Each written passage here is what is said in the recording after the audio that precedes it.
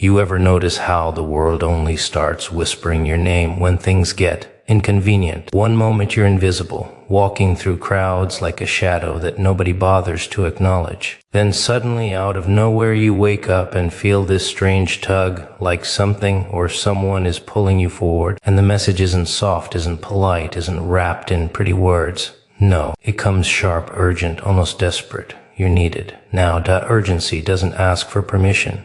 It grabs the ones who are ready. You see, that's the trick. Urgency doesn't knock politely on your door. It doesn't send a text. It doesn't wait for your schedule to clear, your mood to settle, your doubts to disappear. No, it slams into your chest like a fist when you least expect it, making your heart skip a beat, making your skin tingle, making your mind scream now. And the people it chooses are never the loudest, never the ones with the most fans, never the ones constantly calling attention to themselves. It chooses the quiet ones, the ones who survived without recognition, the ones who kept moving even when the world told them to stop. Because urgency knows something the rest of the world doesn't.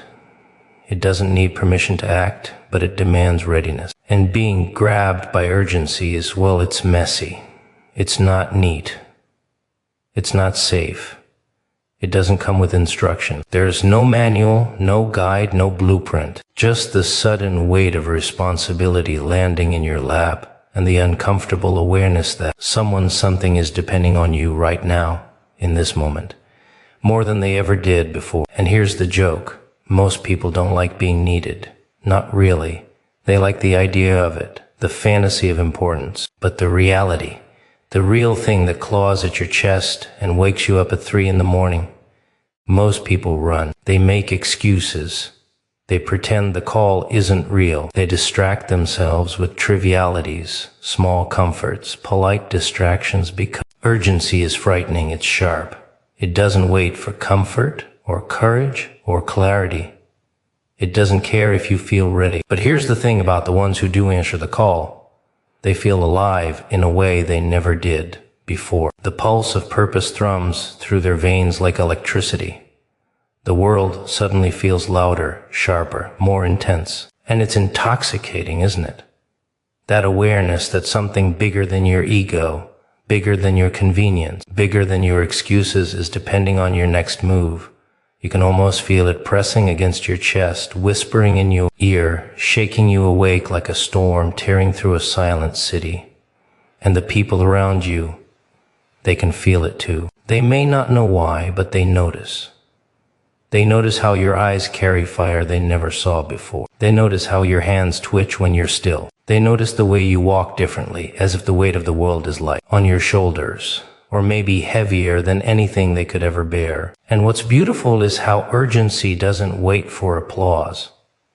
It doesn't care if people understand why you move. It doesn't care if your timing is convenient. It doesn't care about recognition, validation, or approval. It only cares that you act, that you show up, even if your hands are shaking, even if your thoughts are scattered. Even if the world isn't ready for you, the ones who answer the call learn something terrifying, exhilarating, dangerous, that the fire you're walking into doesn't belong to anyone else, that you cannot outsource responsibility, that no one will carry the weight for you, and you cannot expect them to.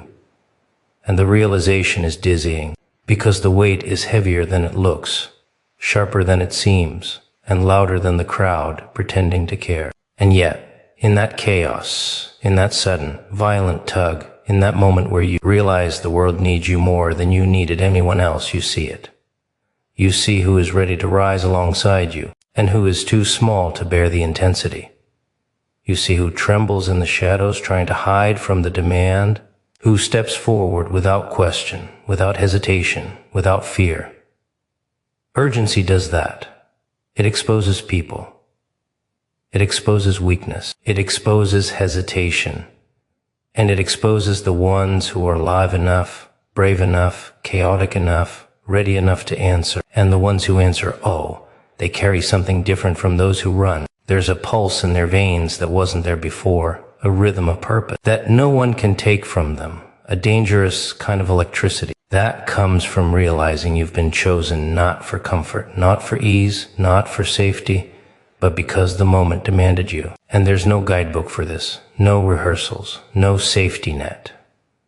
Only the decision to step forward or to step aside. And those who step forward feel it immediately. The air changes, the world tilts, people notice, even if they can't put their finger on why. The chaos swirls around you, the stakes sharpen, the silence before action becomes deafening, and the moment of choice, that moment of choice becomes everything. And the thing about urgency is, it doesn't wait for your doubts, your hesitation, your fear. It doesn't care how messy, uncomfortable, inconvenient it is. It only demands that the right person shows up, that the person who chose you steps into the fire when no one else will, and starts moving, starts acting, starts existing in the way the moment requires. Being needed is heavier than applause, sharper than expectation. It's a funny thing, isn't it? How people imagine importance as something soft, something light, something pleasant. They think it comes with pats on the back, smiles, congratulations, maybe even a few cheers from strangers who think they understand your story. But real need, urgent, unavoidable need lands on your shoulders like iron chains forged in silence. It presses against your chest in a way that makes every breath deliberate, every movement calculated, every thought electric. It's not comforting, it's not polite. It doesn't ask if you're ready. It doesn't wait for consent.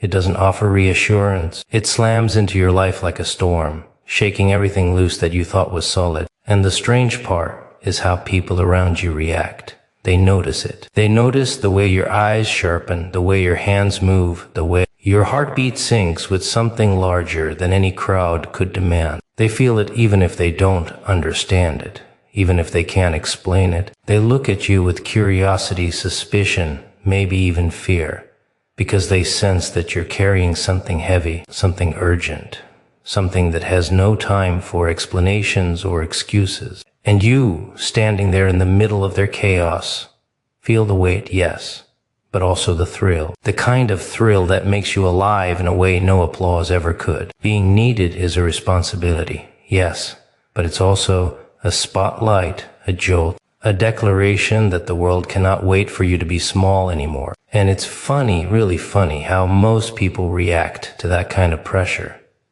Most people run. They invent reasons, distractions, polite lies, anything to pretend that the weight isn't there, that the urgency doesn't exist. But urgency doesn't negotiate.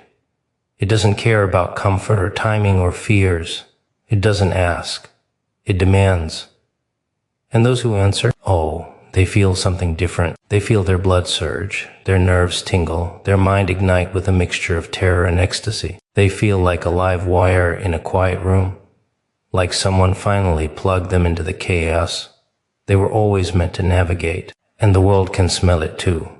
They notice it before you even speak.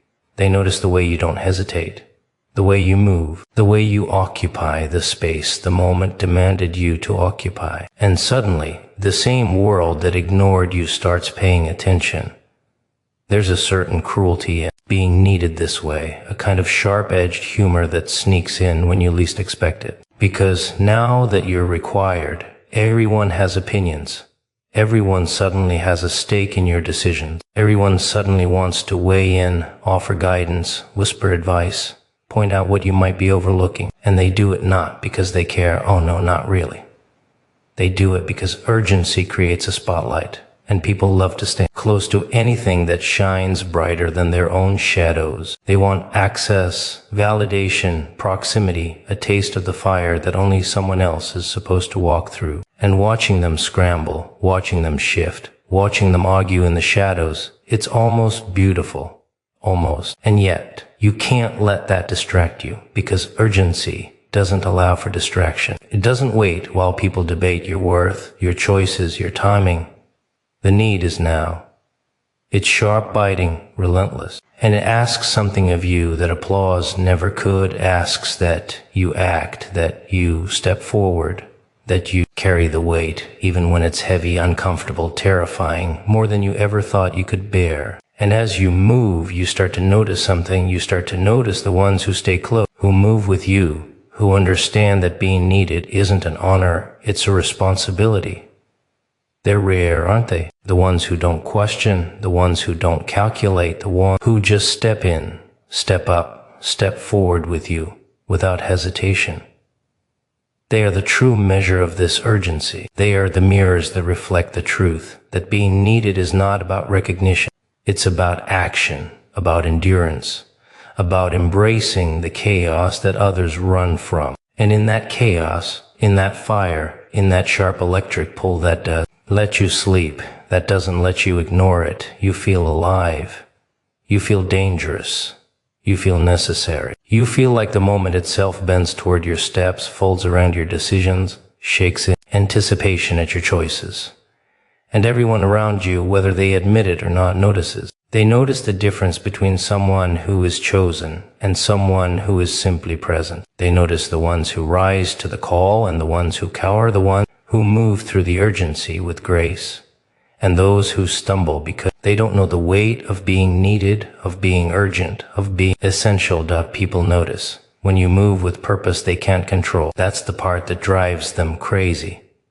The part that makes their teeth grind and their eyes flick with unease. They've spent so long assuming that the world bends around them, that people can't be nudged, pushed, guided, whispered to, influenced, manipulated, controlled. And then suddenly you appear, walking straight into the storm with your own rhythm, your own drive, your own pulse that refuses to match anyone else's expectations. And they can feel it immediately. You don't even need to speak. You don't even need to act aggressively. You just exist with intent, with awareness, with that dangerous kind of focus that says, I don't need permission, and I won't wait. And that terrifies people who built their lives around controlling outcomes. It's funny how easily people mistake calm determination for arrogance. They see someone moving with purpose, moving in alignment with urgency, and they assume it's ego, confidence, selfishness, ambition unchecked. They whisper behind your back, who do they think they are? As if you were ever meant to ask them first. They panic because control has always been their security blanket, and you, stepping forward on your own terms, tore that blanket into pieces. They feel exposed. They feel irrelevant. They feel like spectators in a show where they once believed they were directors. And that exposure, it creates tension, conflict, judgment, debates, discussions, even arguments. That happen quietly in the corners where they think you can't see. They're scrambling to understand what they can't influence, and that scramble is almost entertaining. Almost. Purpose is contagious though, isn't it? The moment you move decisively, with clarity and urgency, people around you start reacting. Some panic, some try to interfere, some attempt to redirect your path, but some rare few start following. They follow because they seek clarity and they cannot resist it. They see someone who refuses to wait, someone who refuses to shrink, someone who refuses to be molded, and they can't help themselves. There's a gravitational pull to the ones who move with intent, who carry their weight without apology. And those who try to interfere, they fight, they argue, they debate, they try to bend you back into patterns that no longer exist. But the ones moving with you, the ones rising to meet you, they feel the rhythm, they see the spark, and they step closer. And it's absurdly human how threatened people feel when control slips through their fingers. They fear unpredictability. They fear chaos. They fear being left behind. And so they speak louder, they act bolder, they manipulate, they whisper, they push. But your purpose isn't theirs to dictate. Your movement, your choices, your timing are yours alone. And that autonomy, that clarity, that unshakable focus, it drives people insane because it forces them to confront something they've avoided for too long. That not everything bends to their desires, that not every path can be blocked, that not every life needs their permission to ignite. And the weight of noticing that you feel it, don't you? That tension in the room when people realize they can't stop you, that quiet buzzing in their eyes as they calculate, negotiate, try to manipulate outcomes they can no longer reach. And you just keep moving because that's what purpose demands. Purpose doesn't pause for judgment. Purpose doesn't hesitate for recognition. Purpose doesn't stop for the convenience of the fearful. It pushes, it pulls, it shakes, it commands attention whether you want it to or not. And those who try to interfere, they only reveal themselves. Their envy, their insecurity, their desperation, their need to control what they never created. But the real magic is in the ones who can't help but fall, the ones who recognize the urgency, the need, the weight of the moment, the ones who sense that moving with intent is not arrogance, not selfishness, not ego, it's survival, it's necessity, it's responsibility. They start stepping in without hesitation, without question, without fear of chaos, without concern for how others will judge them for aligning with someone they barely understand. They move because they recognize truth when they see it. And your purpose, your clarity, your relentless forward motion, it exposes the weak.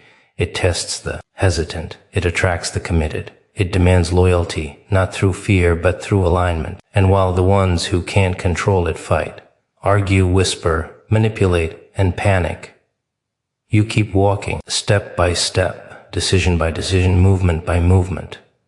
Every step a reminder that purpose cannot be caged, that urgency cannot be denied, that being needed, being alive to the call, being aware of the responsibility thrust upon you, this is not something anyone else can manage, influence, or claim. Your path, your motion, your energy, your choice, it belongs only to you. And those who recognize it either step into move with you or step back and watch the storm from the sidelines. Your presence now is the spark that shifts chaos into motion. Funny, isn't it? How people live their lives pretending everything is under control, pretending their word is stable, pretending their routines are safe, until suddenly someone or something arrives and disturbs the delicate balance. And that disturbance is you, the one moving with urgency, the one carrying weight, the one standing in the middle of their careful little arrangements and saying without words, something else is happening, and it's happening now. And when you step into that space, when you show up with intent and purpose, the air changes. People feel it immediately. They feel the pulse of energy, the quiet vibration that hums beneath your skin and shakes the room. It's unsettling, almost terrifying to them because it's out of their control, and humans are allergic to losing control. And chaos, well, chaos loves a spark. One small action, one shift in energy, one refusal to wait, and suddenly things start moving that have been stagnant for far too long. People scramble, systems creak, plans falter, assumptions crumble. And all eyes, whether they want to admit it or not, are drawn to you. You've become the fulcrum, the tipping point, the pivot that sets everything spinning in directions they didn't expect. And there's a dark humor in watching it, isn't there? Watching people who once dismissed, ignored, underestimated you suddenly panic because the world itself seems to recognize your presence, and it begins to demand responses they never prepared for. The spark you carry doesn't discriminate. It doesn't ask if they're ready, if they're worthy, if they're capable. It just ignites. And the reactions are deliciously revealing. Some people shrink, some people hide, some try to manipulate the direction of the energy, some scramble to claim proximity to it without knowing how to harness it. The ones who panic the most are always the ones who thought they had everything figured out. They relied on predictability. They relied on control. And here you are, a live wire in the middle of their well-constructed illusion, and suddenly they realize they were never in control at all. But the spark you bring is not just disruption. It's clarity too. It's illumination. It highlights what was stagnant, exposes what was hidden, and forces movement where stillness once reigned. The people around you, whether they see it or not, respond. Their reactions tell you everything you need to know. The ones who follow the spark, who step closer, who rise with it, they're the ones ready to act. The ones who retreat, the ones who argue, the ones who panic. They're not prepared to face what urgency demands. And urgency, like a storm, doesn't wait for anyone. It sweeps through, rearranges the landscape, topples the old structures, and demands alignment. And you're the ignition point. You're the hand that lights the match. You're the movement that sets the gears turning. And that power is intoxicating, isn't it? Not the kind of power that comes from applause or admiration, no, but the kind that comes from knowing that your existence, your decision to show up, your refusal to wait, has altered everything around you. The chaos that people fear, the disruption they resist, the responsibility they dodge, they all converge at your feet. And the more they resist, the more you feel the weight of it, the more alive it makes you, the more undeniable your presence becomes. People underestimate the effect of simply showing up, of standing in a place where others expected nothing, of moving decisively when hesitation seemed safer. They think being needed is passive, that influence is quiet, that importance is measured by polite acknowledgement. But you know better. You feel it in every nerve, every glance, every subtle shift in the room when you step forward. The spark you carry doesn't just light the path, it forces the path to change, forces people to respond, forces truth out of the cracks in their comfort. And truth, as they will soon discover, is rarely gentle. It doesn't wait for permission. It doesn't ask for acceptance. It doesn't apologize for its timing. It arrives with sharp teeth and a grin, demanding attention, demanding action, demanding recognition of the one who ignited it. And as the fire spreads, as the chaos moves, as the reactions ripple outward, you begin to see it clearly. Being needed isn't about comfort, isn't about recognition, isn't about applause. Being needed is the spark, the ignition, the unstoppable force that shifts everything it touches. That force is clarity from confusion, movement from stillness, life from stagnation. And the people around you, the ones who notice, the ones who panic, the ones who fall, they all tell the story of your presence without a single word, without a single gesture, simply by reacting to the undeniable truth of your spark, your urgency. Your timing, others, will feel the weight of your calling before they understand it. Funny, isn't it? How people always notice the impact before they ever grasp the meaning. They see the shift in the air, the subtle tension in conversations, the way you move differently, stand differently, breathe differently, but they don't understand why. They only feel it. It's a vibration, a pull, a disturbance in their comfort zone, and their nerves hum in response. Some feel excitement, some feel fear, some feel envy. Some feel the twitch of their inadequacy. Everyone notices it. And that's the thing about weight. It doesn't need explanation. It presses down, it alters space, it forces reaction, whether people understand it or not. You carry something heavier than applause, heavier than acknowledgement, heavier than recognition, and it radiates from you like heat from a fire that's been waiting too long to burn. They will try to categorize it, label it, explain it away, make it safe, make it convenient. But the moment someone is carrying true urgency, true need, the weight cannot be softened, cannot be negotiated, cannot be ignored.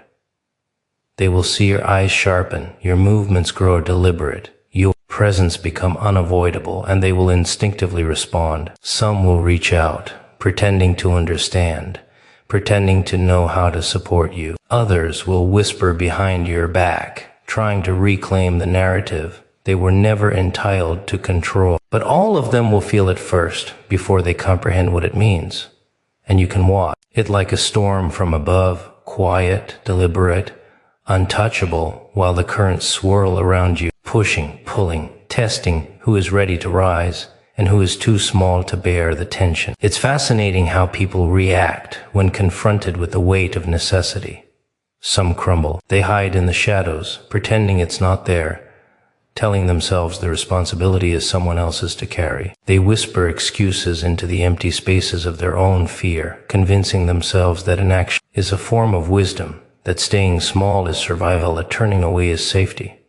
But it isn't. It's cowardice dressed as caution, paralysis disguised as prudence. And the world doesn't wait for the cautious, the fearful, the hesitant. It waits for the ones who can feel the weight and move anyway. The ones who can stand tall under the pressure, who can navigate the tension with sharp eyes and steady hands, who can step into chaos and convert it into motion. And those who rise, they are a different breed.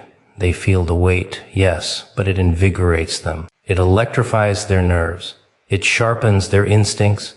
It turns fear into fuel. And as they move, as they step forward, as they carry the load with deliberate grace, everyone around them begins to respond. Some with awe, some with envy, some with resentment, some with panic. They can feel that presence, that weight, that urgency pressing against the world, bending reality just slightly to accommodate the one who answers the call. And it's not always visible, not always loud, but the impact is undeniable. The energy spreads, reaches others, awakens reactions, forces attention, demands reckoning. It's also cruel in a way, because people will try to fight against it. They will push, pull, resist, question, manipulate, and whisper thinking. If they can control the perception, they can control the force. They cannot. The weight of necessity is not theirs to direct. It doesn't yield to opinion, debate, or hesitation. It only moves forward. And those who recognize it either align or fall away. And watching it unfold, watching the panic, watching the scrambling, watching the sudden reevaluation of what was once ignored, what was once underestimated, that is almost entertaining, isn't it? Almost, because the weight itself is not entertainment. It is responsibility. It is a call that demands action, clarity, focus, and courage beyond the comfort of spectatorship. And here's the subtle truth.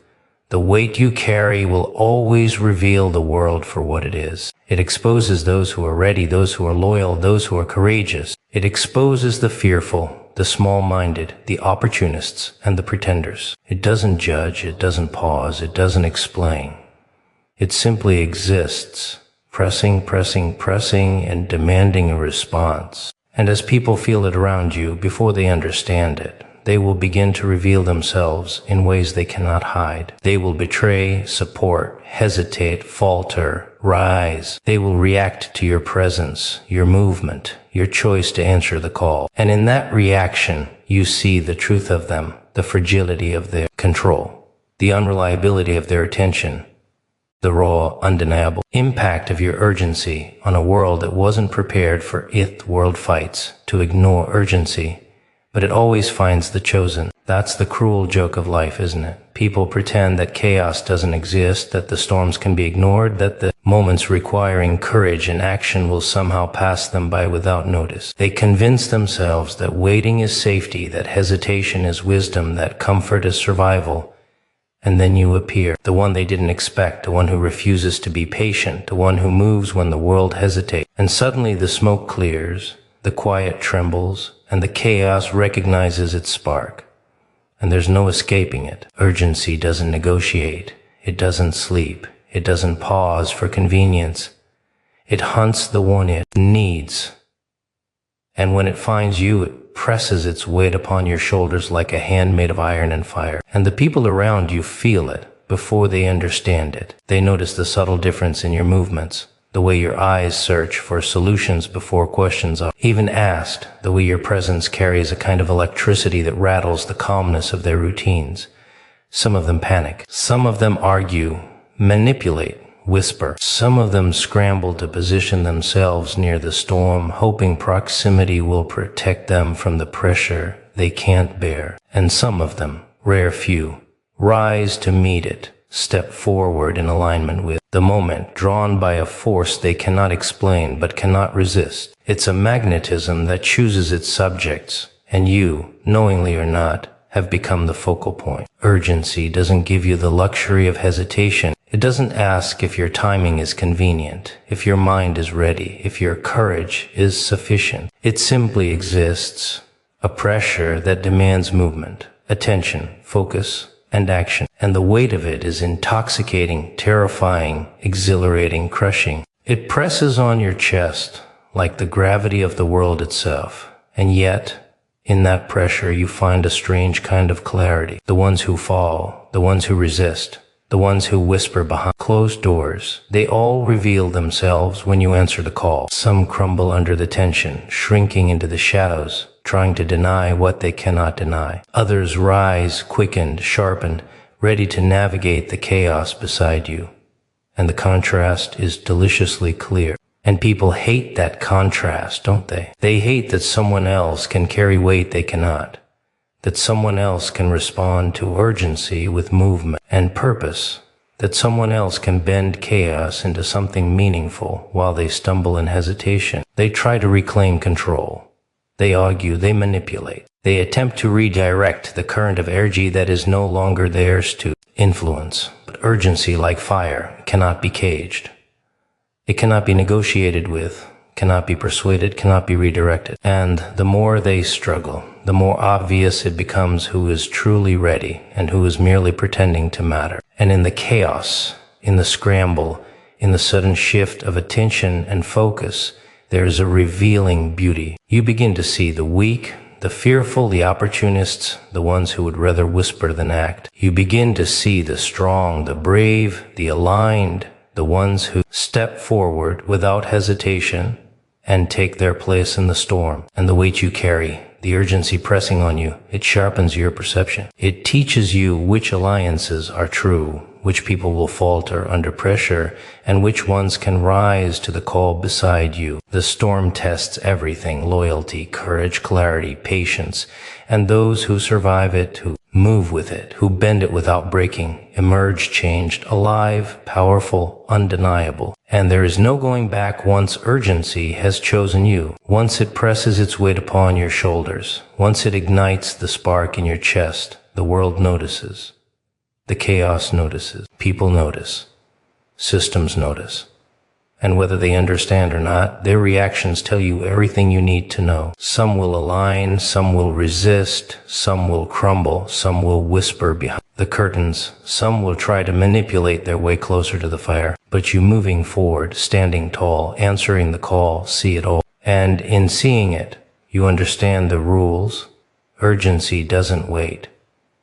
It doesn't negotiate, it doesn't apologize. It hunts the one it has chosen, and the one it has chosen either carries the weight or watches the storm pass by from the sideline, forever aware that they were too late to matter. Responsibility isn't polite.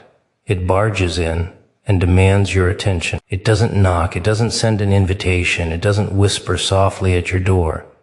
Responsibility arrives like a shadow that stretches across the floor, like a weight pressing down on your chest, like a fire roaring to life in the middle of your quiet existence. And the world pretends it's manageable. People pretend they can delay it, avoid it, negotiate it, soften it. But responsibility laughs at those pretensions. It does not wait for your comfort, your readiness, your hesitation. It does not apologize. It is sharp, insistent, pressing, relentless. And it demands that someone you step forward, lift it, carry it, bend it into motion.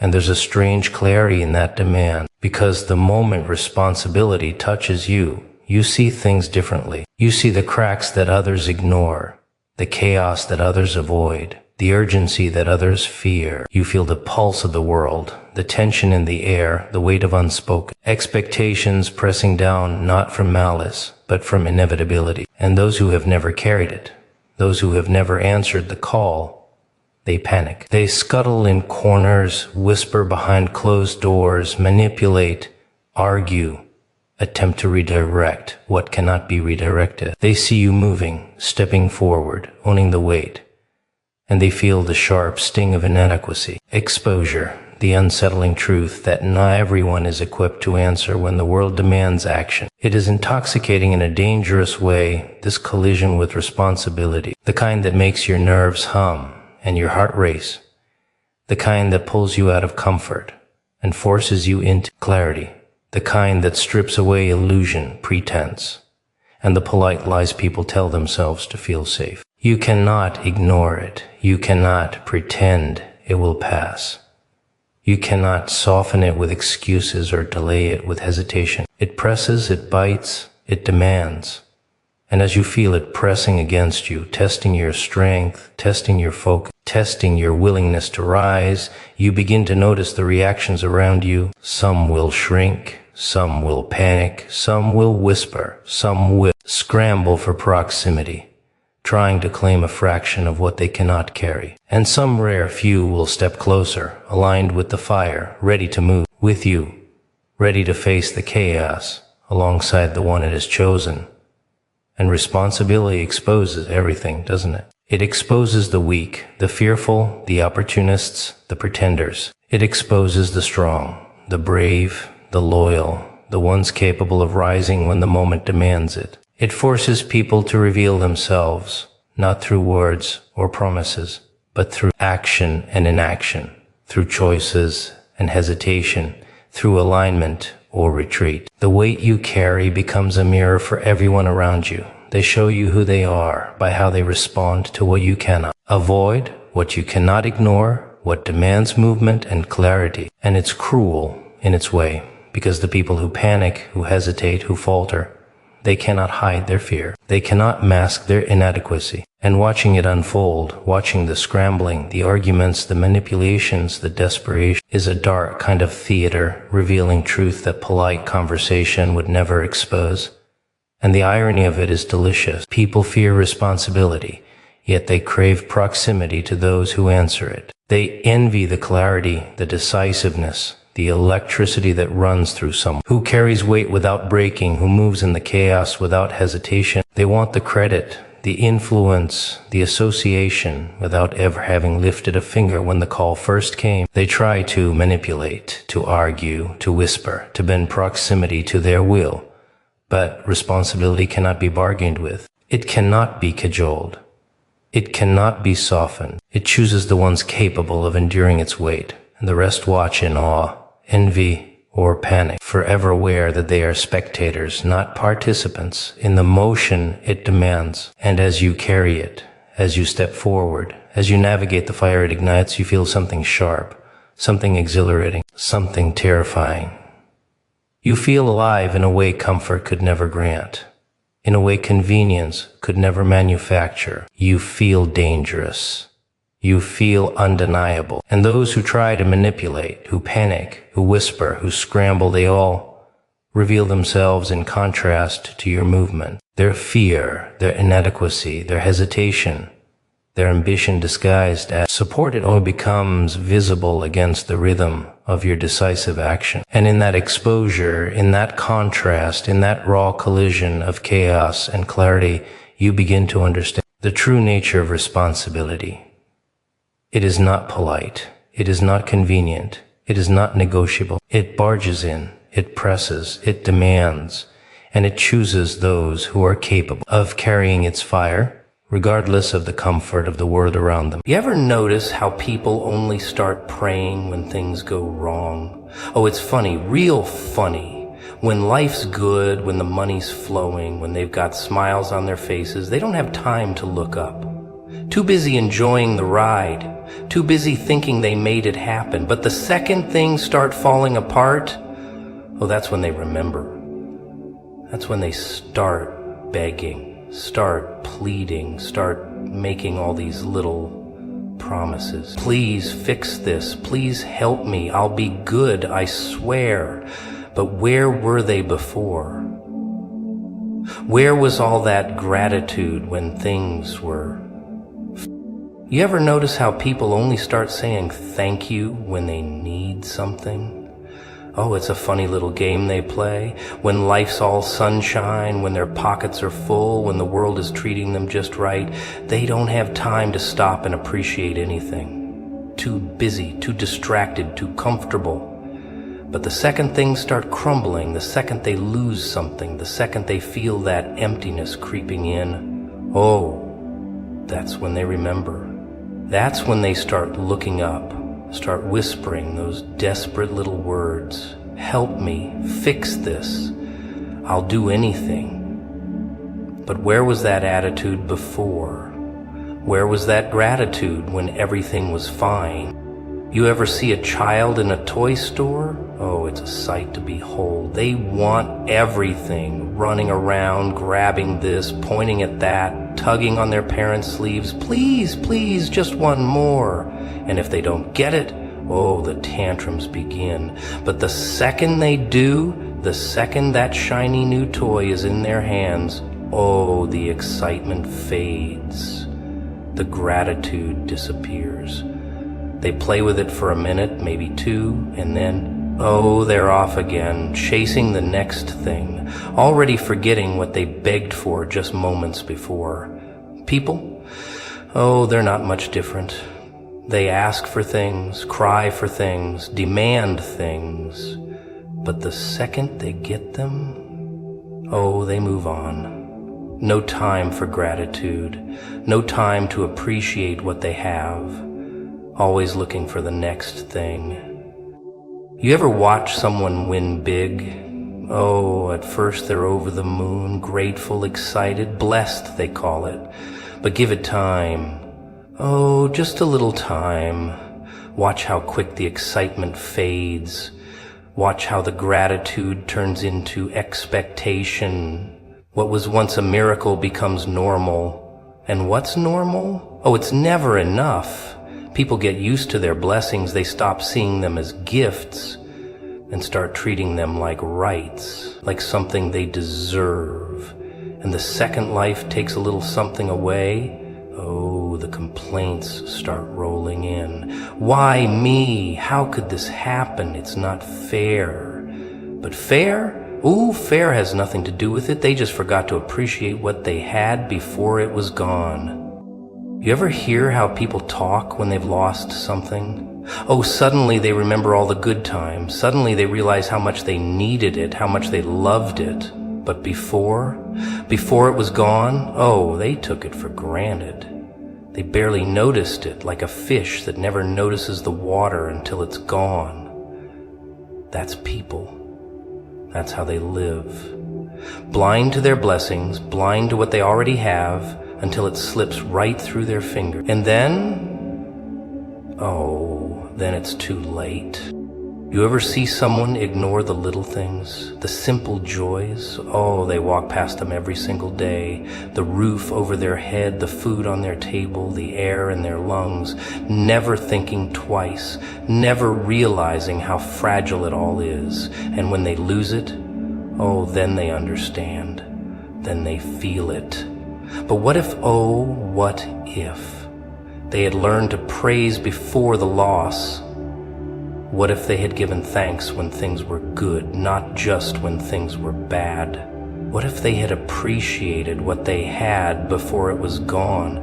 Maybe, just maybe, they wouldn't have to lose it at all. You ever watch someone come crawling back only when they need something? Oh, it's predictable. The moment they're struggling, the moment they've got nowhere else to turn, boom, they remember. But it's not real gratitude. Oh no, it's just desperation in disguise. They're not saying thank you, they're saying save me. And the second they get what they want, oh, they vanish again, back to their old ways, back to forgetting. Back to treating life like some endless vending machine where they only pay attention when they need a fresh supply. But life? Oh, life doesn't work like that. It remembers. And sooner or later, oh, it teaches them a lesson they won't forget. You ever notice how people only believe in something after they see proof? Oh, they want guarantees, contracts, a little preview before they commit. They walk around with their arms crossed, waiting, watching, thinking, show me first, then I'll believe. But that's not how it works. No, no, no. Life doesn't hand out previews. It doesn't give you a sneak peek before the big reveal. You gotta step up first. You gotta give thanks before you see results. You gotta believe before you receive. But people, oh, they don't like that part. They want to see the reward before they lift a finger. They don't want to clap until they know the show's worth it. But the ones who understand, oh, they're already applauding before the curtains even rise. You ever see someone planting a seed? Oh, it's a funny thing. They dig a little hole, drop in this tiny, lifeless thing, and then, oh, then they cover it up and walk away. They don't panic. They don't start screaming, why isn't it growing yet? They don't dig it back up every 5 minutes to check. No, no, no. They trust the process. They know the roots have to form first, underneath, where they can't see. But people, oh, when it comes to life, they forget all about that. They do one good thing, say one little thank you, and then, boom, they expect a miracle. And if nothing happens right away, oh, they get impatient. I did my part, where's my reward? They don't realize that the big things, oh, they don't just pop up overnight. You gotta praise while it's still underground. You gotta celebrate before you see the growth. You ever watch how people act when they're waiting for something big? Oh, at first they're all smiles. They say, I believe, I trust, I know something good is coming. But then, oh, then time passes. A little more, and suddenly, poof, their faith starts cracking. Their patience starts slipping. They start asking, maybe I was wrong? Maybe nothing's coming at all? And that's the moment, most people quit. Right before the breakthrough, right before the miracle, right before everything they were waiting for was about to happen.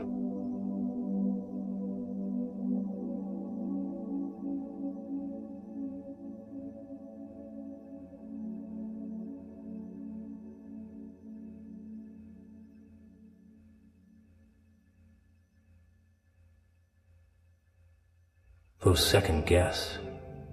Oh, they don't wait for proof. They don't wait for a victory right before they show gratitude. No. They see things others never do. They see things. All they've done, they see it. You ever see how people treat an unopened gift? Oh, they get excited. They don't even know what's inside yet, but they're already smiling, already happy, already grateful. They don't wait to open it before they say thank you. They don't inspect it first to make sure it's good enough before they appreciate it. But life, oh, it works the same way. The ones who say thank you before they even see what's coming, oh, they enjoy life a whole lot more. But most people, oh, they're different. They won't celebrate until they know for sure they're getting what they want. They want to peek inside the box first, just to make sure it's not a trick. But that's not faith. That's not trust. That's just playing it safe. You ever notice how people hold back their gratitude, like they're waiting for the perfect moment? Oh, they say, I'll be happy when I get the job. I'll be grateful when things get better. I'll start appreciating life once I have what I want. But that's the problem, isn't it? They put happiness on a leash.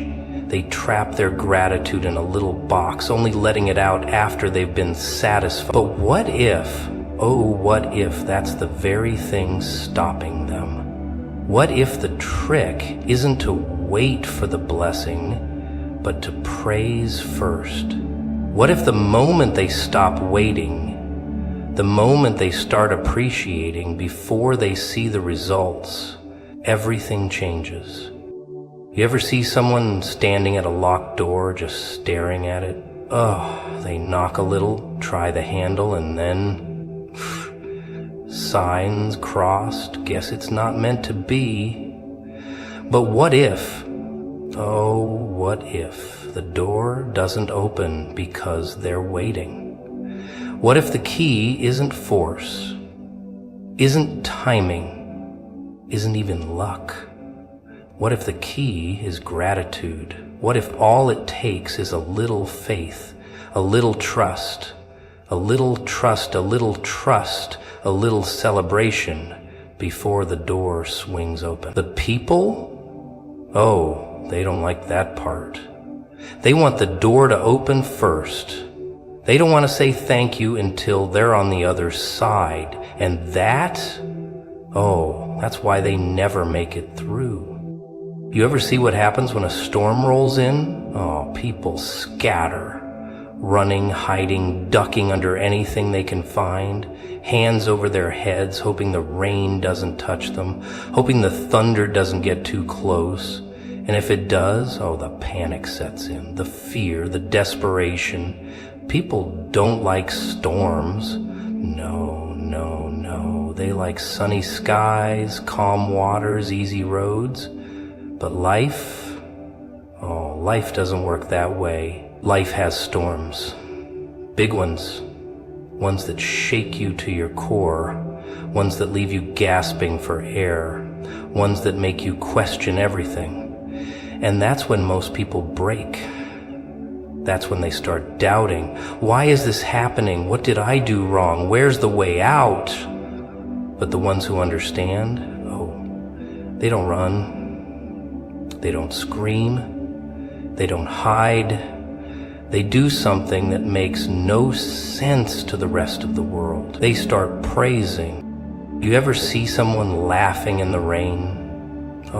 It's a strange sight. Everyone else is running for cover, but this one's just standing there, arms wide open, letting it pour down, smiling, almost like they enjoy it, almost like they know something the others don't. That's the trick, isn't it? That's the real secret. When the storm comes, most people curse the sky. They complain, they whine, they beg for it to stop. But the ones who trust, they dance in it. They celebrate in the middle of the chaos, not because they're crazy, not because they like the storm, but because they know. They know what comes after. You ever hear how the ground works after a drought? It's funny. When the land is dry, cracked, broken, nothing can grow. It just sits there, lifeless, waiting. But when the rain finally comes, the ground soaks it up like it's been starving. It needs the storm, needs the downpour. Because without it, they're the same way. They want to bloom, they want to grow, they want the rewards. But they don't want the rain. They don't want the struggle. They don't want to be tested, don't want to feel uncomfortable, don't want things to get messy. But without it, they stay the same, stuck, stagnant, dry. And that's the joke, isn't it? They pray for growth, but complain about the very thing that makes it happen. You ever notice how people only sing when they're happy? When life's good, when things are going their way, that's when they smile, that's when they celebrate. But take it away, strip them down, push them into the dark, make them wait. Suddenly they've got nothing to say. Silence, fear, doubt. But what if, that's exactly why they're stuck. What if the trick isn't to praise after the storm has passed, but to do it while? What if the key isn't to wait for the pain to end before being grateful, but to start being grateful before the pain even makes sense? You ever see someone walk through fire like they don't even feel it? People stare. How, they ask. How are they still standing? How are they not falling apart? And the answer? It's simple. They knew the fire was coming. They expected it. They didn't wait to feel safe before they trusted. They didn't wait for things to make sense before they believed. No. They praised first. They understood that the storm isn't a punishment. It's a setup. That the fire isn't there to destroy them, it's there to refine them. But people? They don't like that part. They want a shortcut. They want a guarantee. They want to walk through life without ever getting burned. And that's why they never make it to the other side. You ever see what happens when people finally break? At first they're strong, holding it together, telling themselves it's just a bad day, just a bad week, just a bad year. But then it gets heavier and heavier. And one day, snap, They can't take it anymore, they collapse. But the ones who make it, the ones who don't just survive but come out stronger, oh, they're different. They don't just endure the storm, they praise in it. They don't just wait for the light, they become it.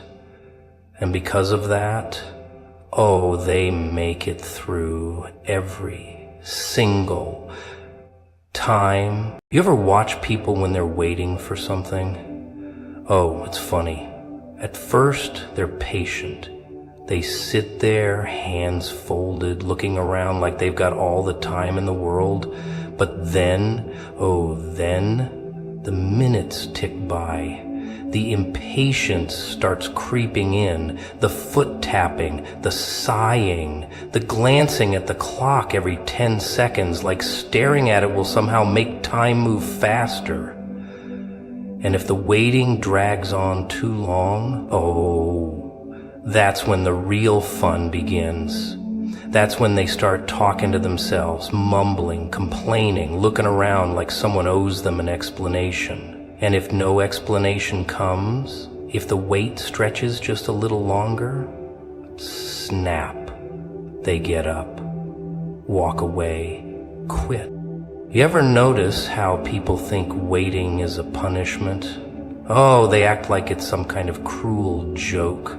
Like if things don't happen right now, then something must be wrong. Like if they pray, if they ask, if they work for something and they don't see it immediately, then oh, they've been forgotten, overlooked, ignored. And that's the problem, isn't it? They don't understand how this game works. They think silence means absence. They think delay means denial. But what if, oh, what if, that waiting period isn't a setback but a setup? What if the space between asking and receiving isn't a punishment but a test? And what if, oh, this is the best part, what if the way they act in the waiting determines whether or not they ever even get what they're waiting for? You ever see a bow and arrow in action? Oh, it's a sight. When you pull the arrow back, oh, it looks like it's going backward, further and further away from where it's supposed to go. But the further it's pulled back, oh, the further it flies when you finally release it. And that's the part people don't get. They don't see the buildup. They don't see what's happening behind the scenes. All they see is the backward pull. All they feel is the tension, the pressure, and in that moment, oh, they start panicking. Why am I moving backward? Why am I being held in place? But the ones who understand, oh, they know what's happening. They know they're not being held back. They're being prepared. They don't fight it. They don't resist. They just wait. Because they know when the time is right, boom, they're gonna launch further than they ever thought possible. You ever watch how people react when things take too long? Oh, they start getting creative. Maybe I need to try something else. Maybe I need to take matters into my own hands. Maybe I just need to force it. And that's where things get real interesting. Because when people get impatient, oh, that's when they start making bad decisions. They rush, they settle, they try to force doors open that were never meant for them in the first place. And sometimes, oh, sometimes they even get through.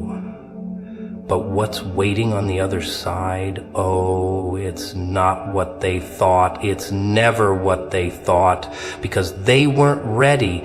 They didn't wait for the right moment. They didn't trust the timing, and because of that, oh, they stepped into something they were never meant to carry. You ever see how people act when they know something big is coming? Oh, they prepare, they get excited, they act like it's already on the way because they know. They don't need to see it. They don't need constant proof. They don't sit around complaining, whining, asking, how much longer? No, no, no. They expect it. They keep moving. They keep trusting. They don't let the silence shake them because they understand the waiting isn't a waste of time, it's a setup. The delay isn't a denial, it's a strategy. And the ones who get that, oh, they don't just survive the waiting, they win in it. You ever see someone sitting at a table waiting for their food? Oh, they're calm, relaxed, because they know they placed the order, the chef is back there cooking, and soon enough, oh, that plate's gonna hit the table. They don't get up, march into the kitchen, and start demanding to see the process. They don't throw a fit because they don't hear the sizzle of the pan. They just wait. But when it comes to life, oh, people forget all about that. They want to see every little detail, every little move, every little step before they trust that something is happening. And that's why they struggle. That's why they panic. That's why they give up too soon. Because they don't realize, oh, the meal is already being prepared. They just have to wait for the right time to be served. You ever watch people in a dark room? Oh, it's interesting the way they freeze up, the way they hesitate with every step, the way their breathing changes when they can't see what's ahead. Oh, they get careful, too careful, reaching out, feeling around, moving slow, like at any moment something's going to jump out and grab them. But if you turn the lights on, oh, suddenly they're fine. Suddenly they can move freely, no hesitation, no fear. But the room didn't change, they did. Or rather, their perception did. And that, oh, that's where the real trick is. Because people don't just fear the dark, they fear what they think might be in it. You ever see someone hesitate right before a big decision? Oh, it's like watching a tightrope walker frozen mid-step, looking down, realizing how far they might fall, suddenly questioning why they even stepped up there in the first place. What if this doesn't work? What if I fall? What if I was never meant to do this? And the longer they stand there, the more paralyzed they become. The more their mind fills in the blanks with worst-case scenario, the more they convince themselves that moving forward is just too risky. But here's the funny part, oh, the hilarious part. The rope was never the problem, the darkness wasn't the enemy, it was all in their head. The fear, the doubt, the hesitation, it wasn't real, but in their mind. Oh, it might as well have been a monster waiting to swallow them whole. You ever notice how people want proof before they trust? Oh, that's the real joke. They say, show me a sign, then I'll believe. Prove to me it's going to work, then I'll move. But that's not how the game works. No, no, no. You don't get the evidence first. You don't get to see the whole picture before you take the first step. You move first, and then, ooh, then things start unfolding. But people don't like that. Oh, they don't like that one bit. They want guarantees. They want the whole map, the whole plan, every little detail before they risk anything. And when they don't get it, oh, they freeze, they overthink, they talk themselves out of it. And that? Oh, that's why they never move at all. You ever see someone who just knows something good is coming? Oh, they carry themselves different.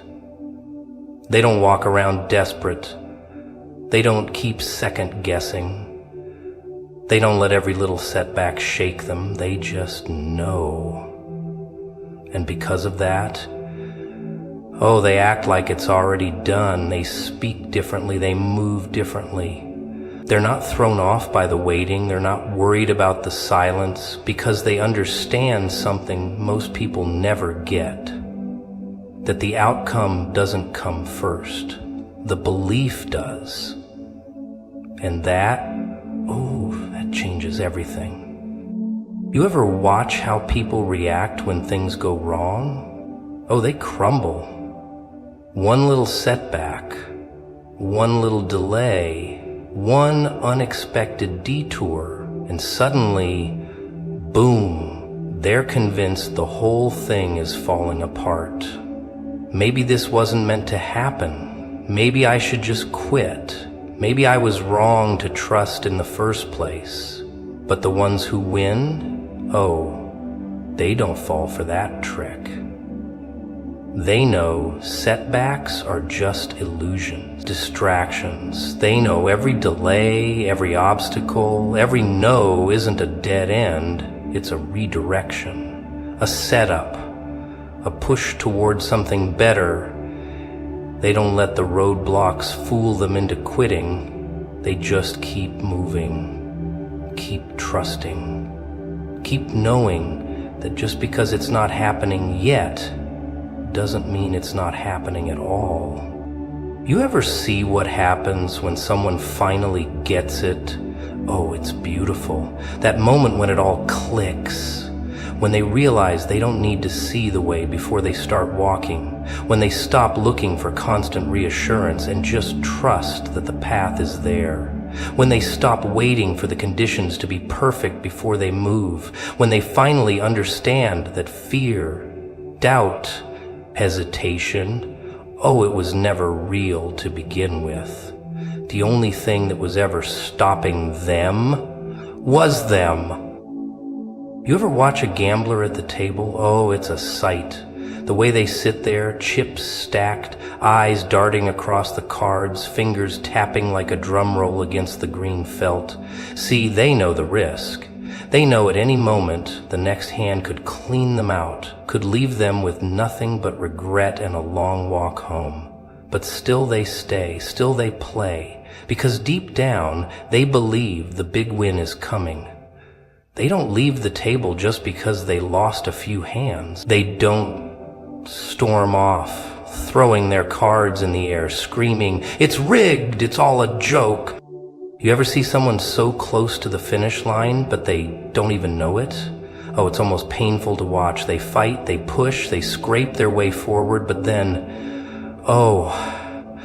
the struggle gets too much, the weight feels too heavy, and just when they're inches away from breaking through, just when they're right there, they drop it all. They quit, walk away, not knowing they were one step away from everything they ever wanted.